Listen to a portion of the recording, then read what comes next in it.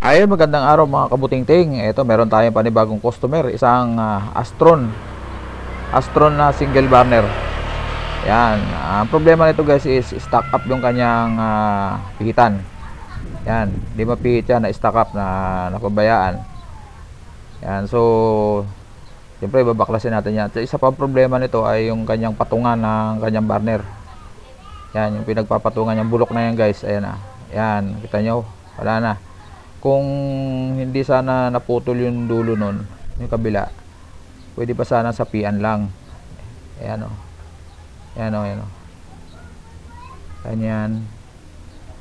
Ayan, putol na kasi. Sinasapian ko lang yan kung kunti lang ang butas. Pero ganyang putol na, obligado tayong i-fabricate yan. Meron tayo ditong plain sheet. Yung mga yero na tatabasin natin para magkaroon tayo ng panibagong patungan. Para bago siya. Yan, siyempre lilinisin din natin yan bago natin ibigay sa customer. Ayan guys, start na tayo.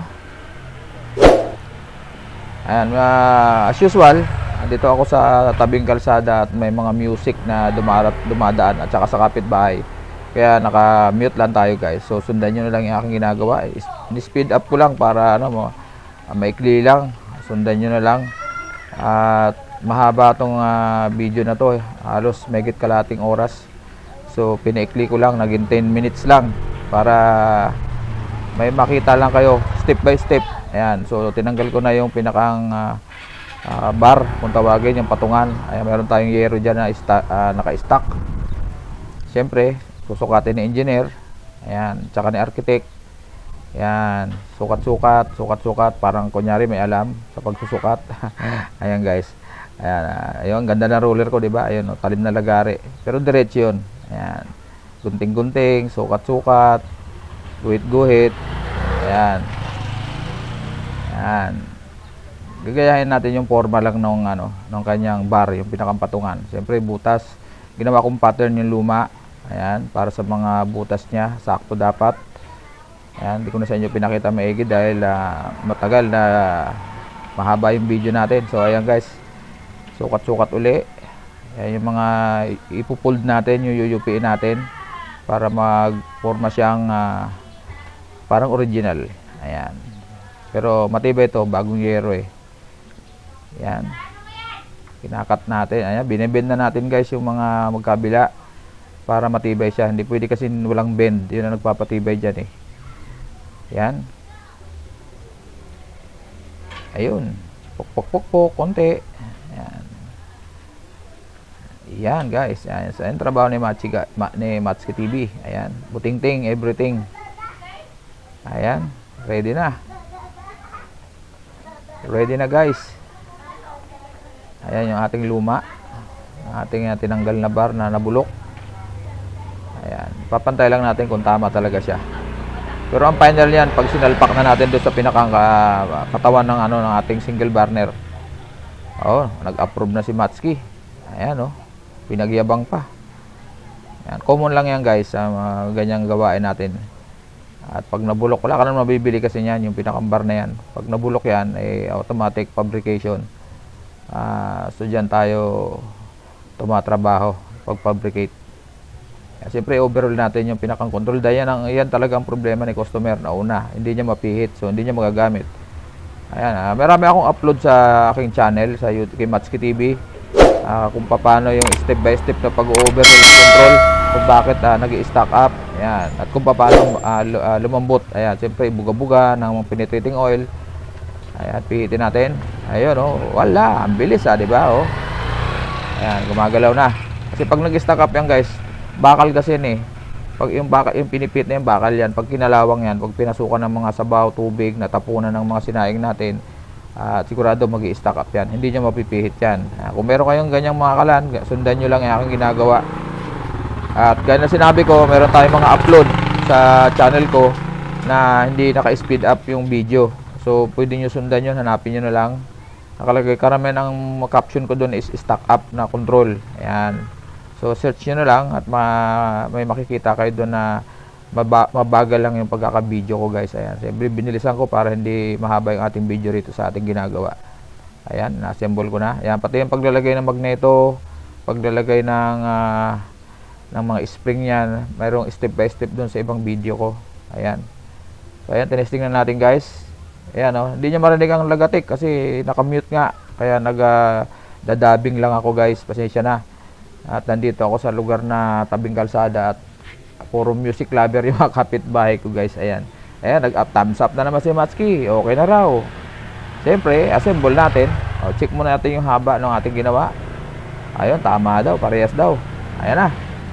Assemble na natin guys. As usual, kung paano natin tinanggal, binaklas, ganun din. Para hindi na tayo humaba pa. Ayan. Balik natin sa mga tamang pwesto.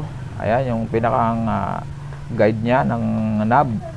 Kinabit na natin. Siyempre, mga 2 tornilyo yan. Ayan o, sinisipat maigi ni Matsuki. Ayan. So, ayan. Siyempre, screw na natin. Ayan. Ganun lang guys. Susundan nyo lang yan. Problema lang dyan minsan guys. Yung mga tornilyo na yan, nag-i-stack up din yan. Minsan, mahirap buksan. Kailangan maganda yung pampihit nyo. Dahil pag nabilog, mas mahirap patanggalin. Hindi nyo na matatanggal yung control pag hindi nyo mapihit yung screw. Ayan. Pinakang guide ng tubo. Ayan, lagay natin yan, balik natin. Siyempre, ayan na, lininis ko na yung pinakang plate nya, yung pinakang tri-pan kung tawagin. Tri-bet, ang common tawag dyan, yung patungan na yan, tri-bet. Ayan, so ilagay natin yung burner, nalilinisan na rin natin. Ayun, salpak na salpak. Ayan, ang bilis. Ayun guys, so siyempre, kailangan natin testingin yan. Kuha tayo ng gas natin, yung ating LPG. Lagay muna natin yung knob at kunin natin yung ating gas at salpak natin yung hose. Standby guys. Saglit lang. Ayan. Ayan na, kabit na natin yung hose. Siyempre, naka-speed up din. Ayan, kakabit lang naman yung hose doon sa likod ng tubo. At testing. Testing number 1. Ayun, umapoy na. Napihit na ng maayos. So, siyempre, lininis ko na rin yung nozzle niyan kaya malakas ang apoy. Kasi kanina maraming dumi. So, kung mapula ang apoy, adjust nyo na lang ako sa ilalim. Meron din ako tutorial niyan kung paano mawala yung dilaw na apoy. So, mapapansin nyo, hindi nyo masyado makita. Pero pag in-adjust ko sa ilalim yan, magdidilaw na. Yan, dumidilaw na konti, di ba? Pag dumilaw kasi na konti, mauling yon. So, titingnan nyo na lang kung paano pag-adjust na tama para maging blue. Ayan, ayan paulit-ulit pa yan, para sure lang na hindi tayo mapapaya sa customer.